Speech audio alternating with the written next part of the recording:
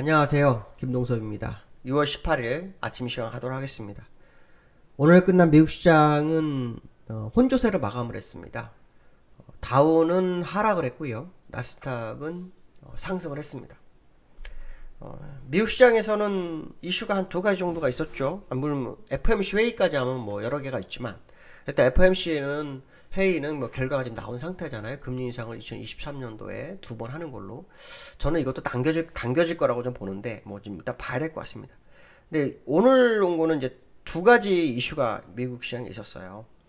주간 신규 실업 청구 건수가 증가세로 들었었어요. 37,000명이 증가해서 41만 2천 명. 그래서 6주 연속 그 40만 밑으로 계속 있었는데 돌파가 됐어요.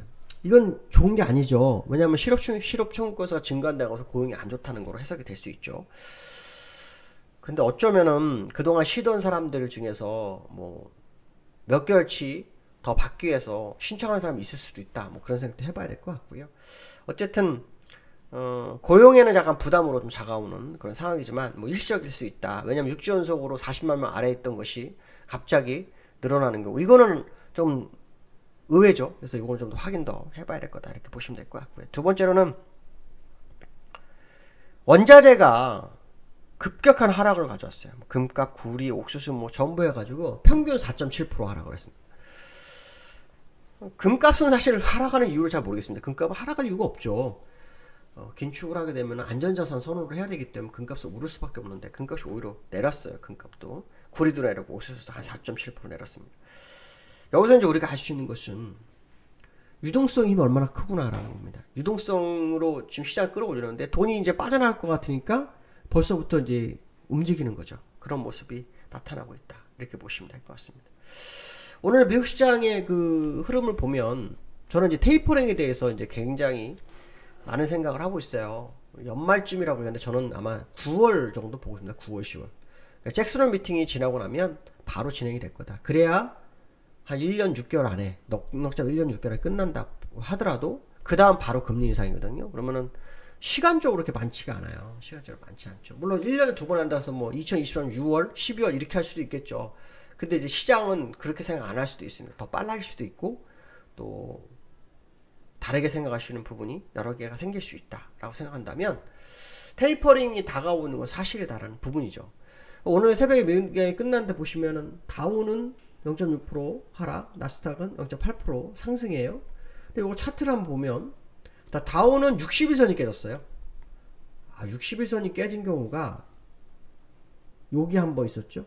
네, 여기 한 번 있었고 두 번 있었습니다. 그러고 난 다음에 다 60일선 지지하고 올랐거든요. 근데 거의 뭐 작년 9월, 10월 때 있었던 60일선 붕괴가 일단 이루어졌어요. 그렇기 때문에 작년에도 60일선 붕괴하고 여기서 한 번 싸웠던 거, 그 다음에 한 번 더 쭉 미끄러졌던 거 이런 상황이 있었는데 지금 상황으로 보면은 양운에 껴 있어서 충분히 한 번 더 미끄러질 소지가 굉장히 큰 게 아닌가라는 생각도 드는 자리다.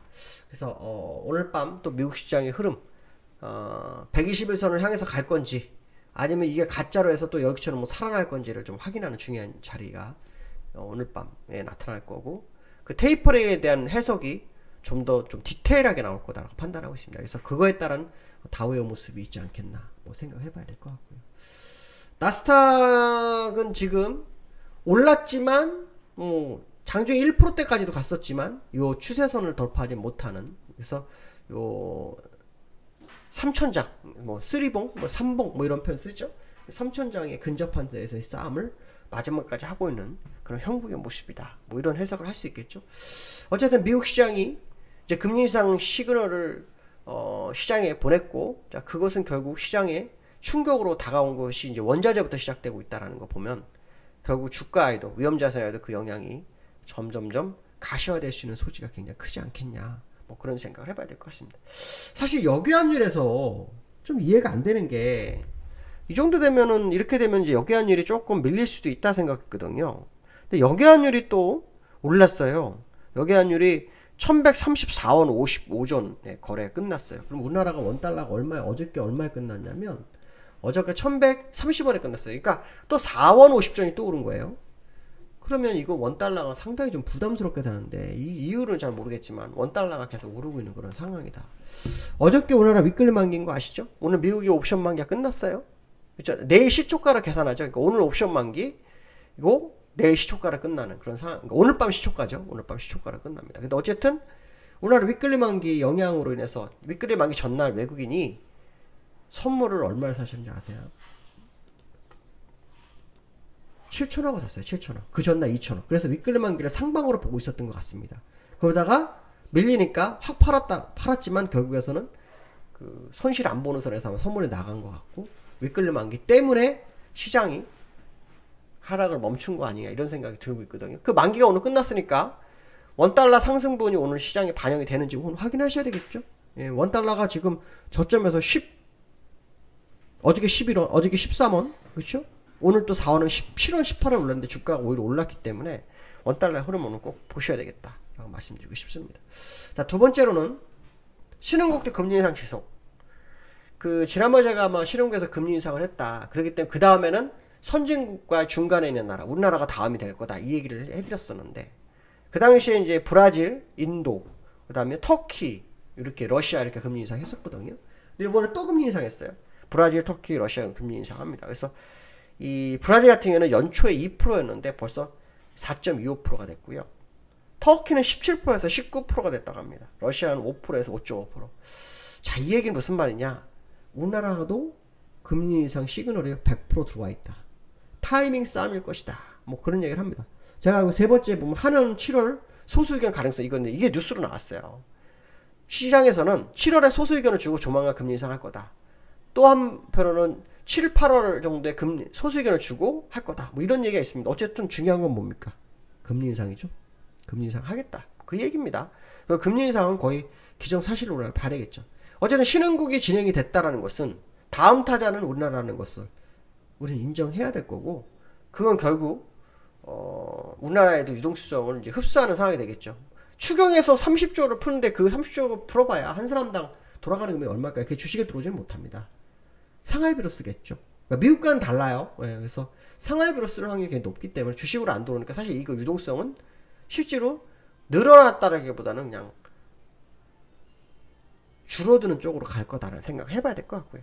한일에서 치료 소수 의견 가능성에 대해 얘기를 했는데 왜 이 얘기를 해드렸냐면 금방 말씀하신 것처럼 이제 신흥국이 되면 선진국 다음 중간에 있는 나라 우리나라는 선진국이라고는 또 안 하잖아요. 그죠? 또 그렇다고 개발도상국이란 말도 안 하잖아요. 그죠? 우리는 그냥 어정쩡합니다. 선진국으로 가야 되는데 안 가고 있죠. 그렇죠? 수출이나 이런 거에 좀 이득을 보기 위해서 안 가고 있는 부분이 있는데 어쨌든 지금 우리나라가 다음 타자다라는 것은 잊지 말아야 되겠죠? 그러면 이제 한은에 대해서 이제 얘기를 해봐야 되는데 한은에 대해서 좀 아까 말처럼 뭐 소수 의견이 뭐 한 번이냐 두 번이냐 뭐 이런 얘기가 나올 정도예요. 그 얘기는 일단 대전제는 금리 인상은 올해 한다라는 거죠. 재미난 건 뭐냐면 금통위원이 7명입니다. 7명 중에서 5명이 금리 인상 필요성을 언급하고 있다고 합니다. 그럼 뭐 거의 100%란 거죠. 거의. 아마 그 2명이 반대하는 2명은 누군지 모르겠습니다. 누군지 모르겠지만 일단 7명 중에서 거의 60%, 그렇죠? 60%가 넘는 사람들이 60%의 지지율을 지금 금리 인상에 보고 있는데 이주열 하는 총재가 한 발언이 있습니다. 이게 금리 인상을 거의 확신을 갖게 하는 거죠.